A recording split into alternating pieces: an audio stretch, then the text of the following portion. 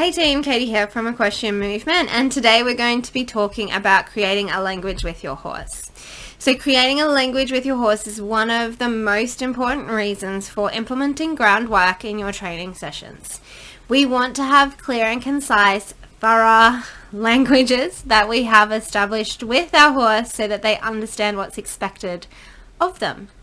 So it seems to be a little bit lost in the waters where it's actually quite easy to train language into our horses. We just don't really think constructively about it sometimes because we're doing what our coaches are telling us to do, and we don't really understand what we're trying to achieve, what our end goal is.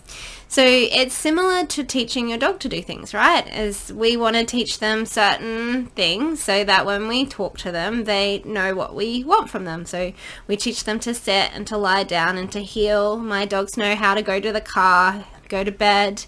So just, there's certain words that we're going to teach our animals just to make it a lot easier for us to live our day-to-day lives. We're going to ask our dog to come when we call and then not pester us when we're eating dinner. And so those are the kinds of language skills that we're going to develop initially with our horses, and then it extrapolates into more complex languages when we get into the saddle.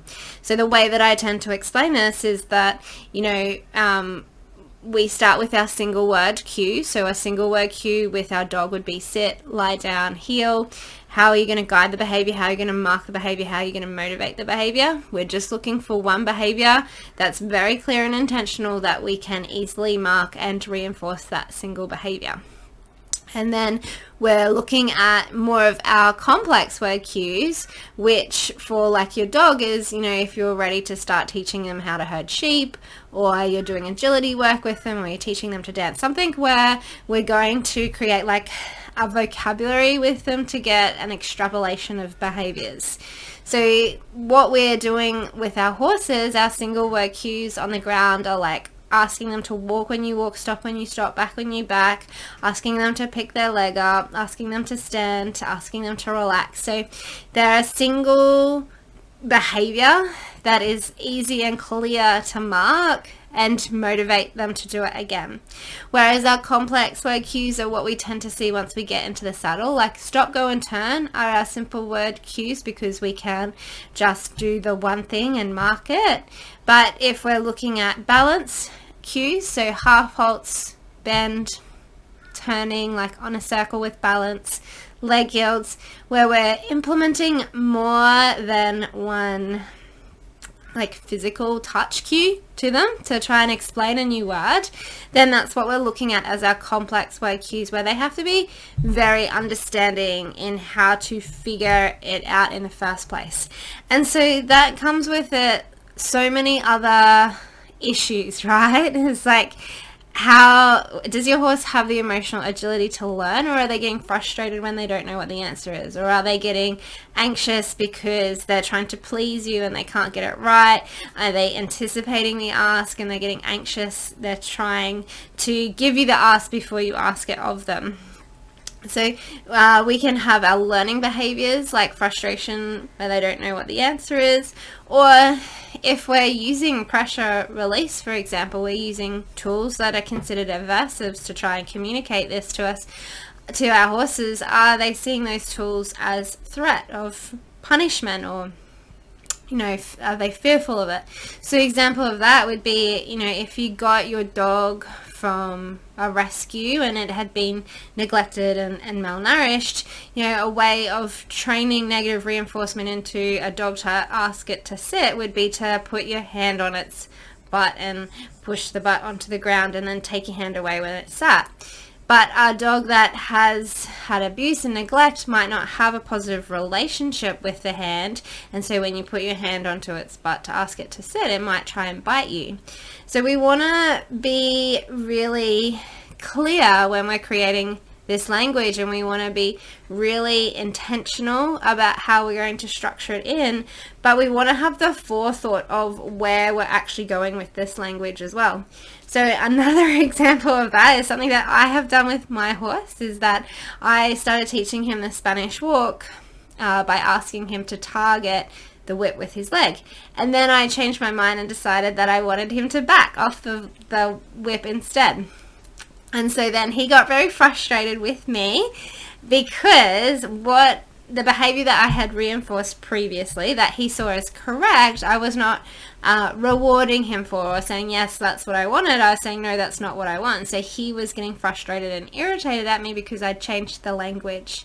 And so while it is possible to do this, because we're not, always aware of the situations that are going to come up that we need to have language for, we do still need to try to do it not very often, because otherwise our horses start to lose faith and confidence in us, because what we said was right one day we're saying is wrong another day.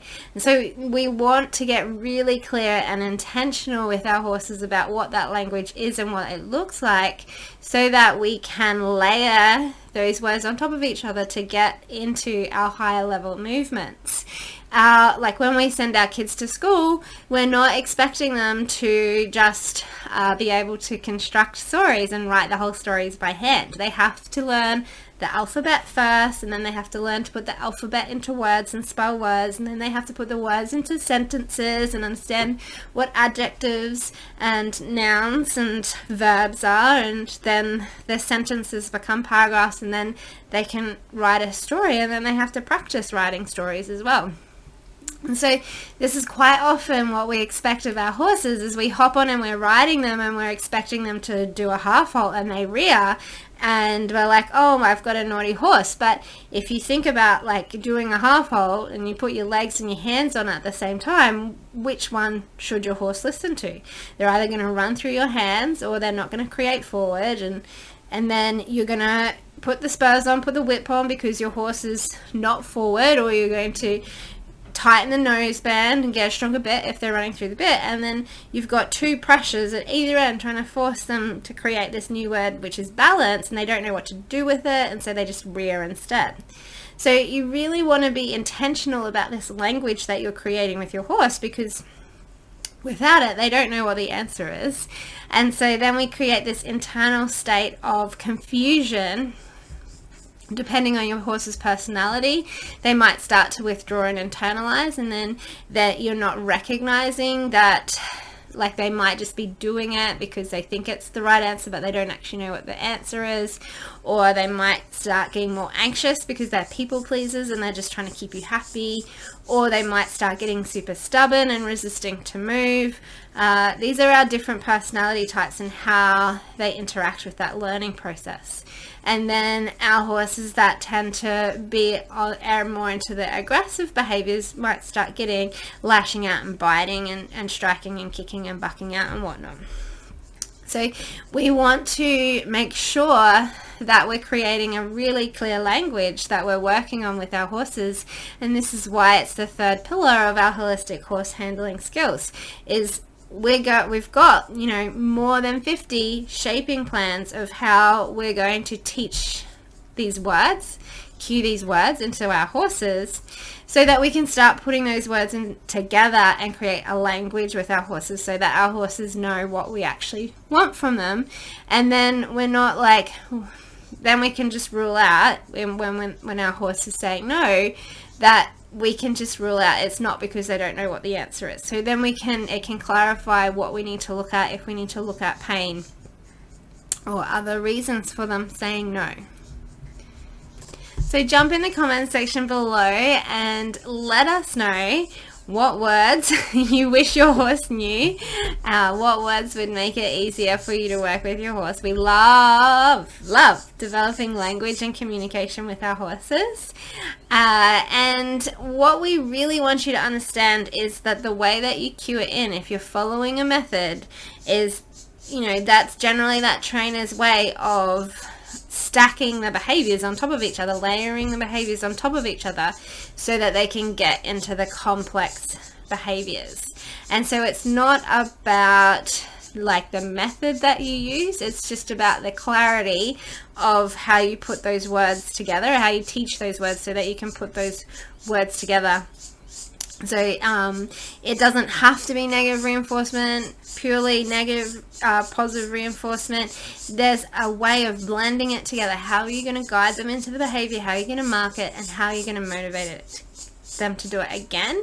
And then how are you going to put those words together to create a new language? And then how has your horse responded to the way that you've asked it? Because that's a whole different story that we're going to go into on another training, is that the way that you cue the word in, you know, we enmesh and we entangle the behaviors and the understanding as if it's the same thing. However, I have yet to see a horse that when you wiggle the lead rope at it to ask it to back, that doesn't see the way that you're asking it as rude and offensive.